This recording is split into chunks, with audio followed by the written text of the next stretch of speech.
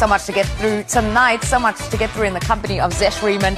And for the first time this season, Flo Lloyd-Hughes, you've been dodging us. So good to finally have you back on Team Talks.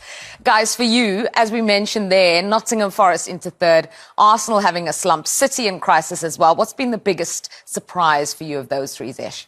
I think Nottingham Forest is a great story because everyone likes the underdog. You know, it's always surprising the Premier League, and to see them there, I think the manager's learnt from his previous spells at Wolves and Tottenham. He's gone away, probably had a period of reflection, and he's come back now as a better manager, and these players are really benefiting from it. So can they continue it? Who knows? But you never know in football. Anything is possible. Anything's possible in the Premier League. What about you? What's the biggest of those three? To add to what Zesh said, I think with Forest, I don't think many people have expected them to be there. It's hard with a City slump because it's surprising, but we still know what they are capable of come March, April, May. So I'm surprised to see them be this poor early on because sometimes they have a slow start. But still, it's a bad run for City for sure.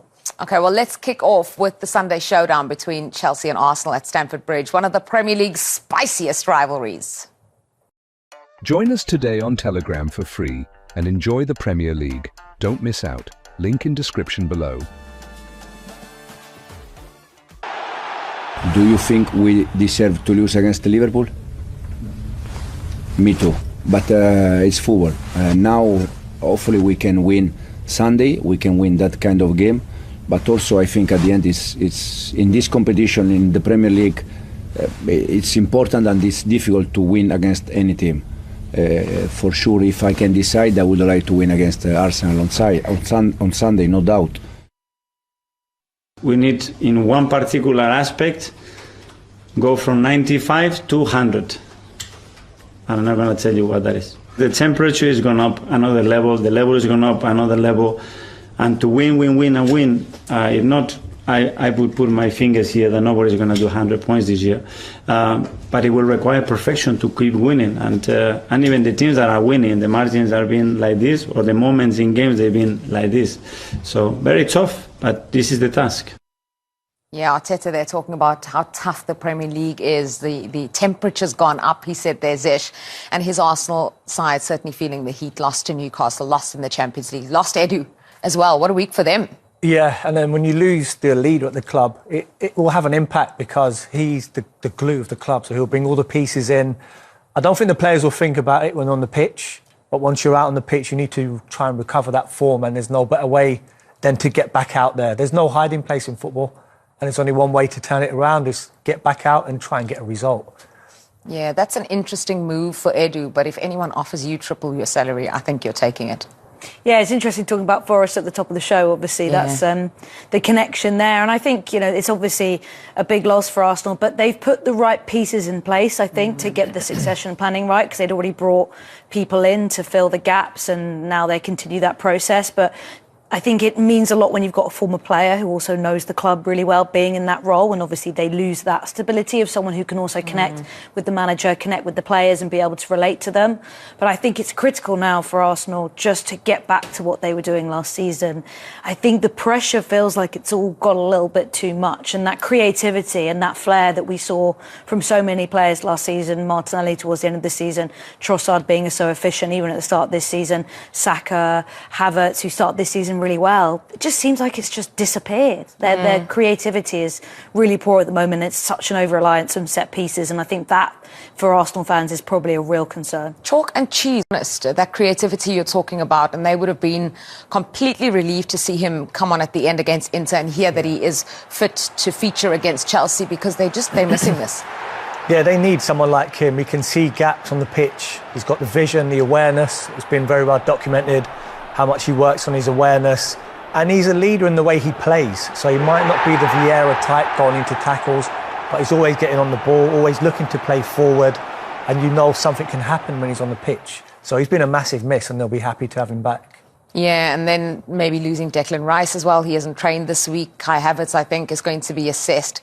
Marino, it's the injury problems, which they didn't really have a lot of, or in this kind of volume last season. I think that's also a factor for Arsenal this time around. Yeah, there's been a lot of instability around the club. The Edu factor obviously is just one element of it, but they had a lot of suspensions as a result of getting sent off in games, and they've had these injuries. They had players arrive who weren't fit yet. So I do think that has kind of rocked them a little bit. And with Odegaard being the captain, I think your captain not being on the pitch and not being as influential as he can be, I think that has had an impact on the players. And also players having to play out of position because you've got gaps through injury or through suspension. So you'd like to think once Arsenal can get everyone fit again, ready again, and play the way they want to play, it won't be so much of a kind of playing catch-up and trying to plug holes that they have to fill just out of emergency. Yeah, already 7 points off. Might be too late by then. Who knows? But this is the Premier League. If you were in the Chelsea camp and watching that Arsenal performance against Newcastle, would you be thinking, oh, this is the perfect time to face them? I think so. When teams are losing, confidence goes. So when you're playing a team who's struggling, not as solid as used to be, it gives you that confidence that you can score. You see people now popping up in between defenders where usually they've been pretty solid at the back.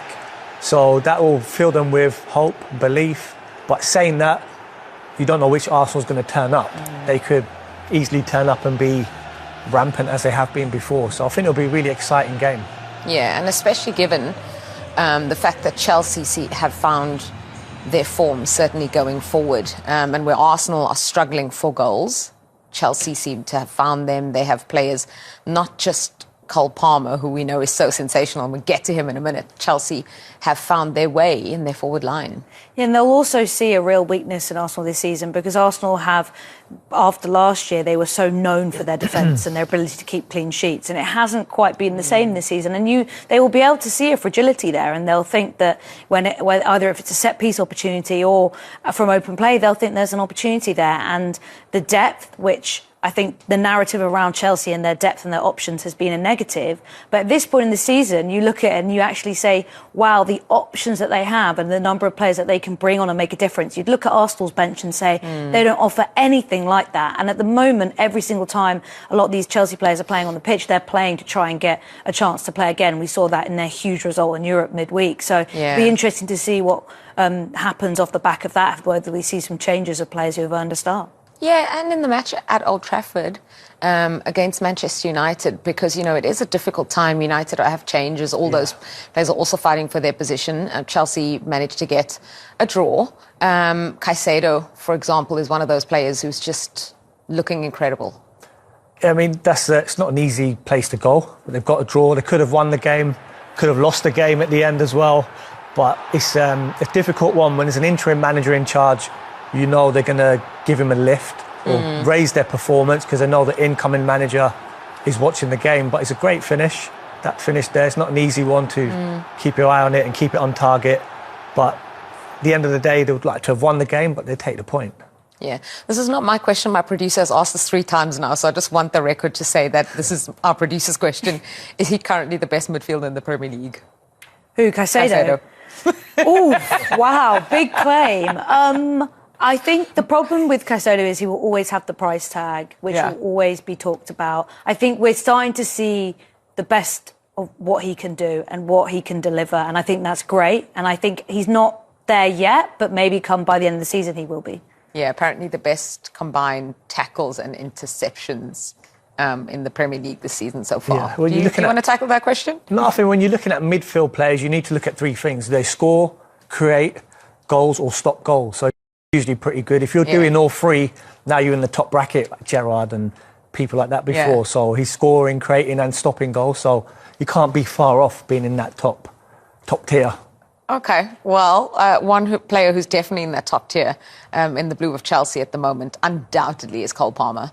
I just wonder, what do we know about his fitness? Because I know he didn't feature in midweek, and I know there was some kind of concern. Do we think it's any closer to being resolved? What do you know? I don't know the specifics. I'll update that. I mean, I think they'll be hoping that he's going to be fit enough for this game. He's obviously such a crucial player for them. His creativity and his threat on the ball is so impressive, and you want those players who are going to just strike fear in defenders and also force the opposition to just focus their attention on, and they'll drift out and be drawn in because they're going to be trying to shut down Cole Palmer, and that will create opportunities and avenues for other players. So I think Chelsea will feel like it's critical he plays. Yeah, his vision is just unbelievable. Anticipation, the way he can pick out his teammates, isn't it? He's very, very calm, composed, deceptive, makes good decisions, knows when to play forward, when to play first time, when to take an extra touch. And again, awareness in this goal here, the keeper's off his line. He never looks like he's panicking, and the best players always look like they have a lot of time on the ball.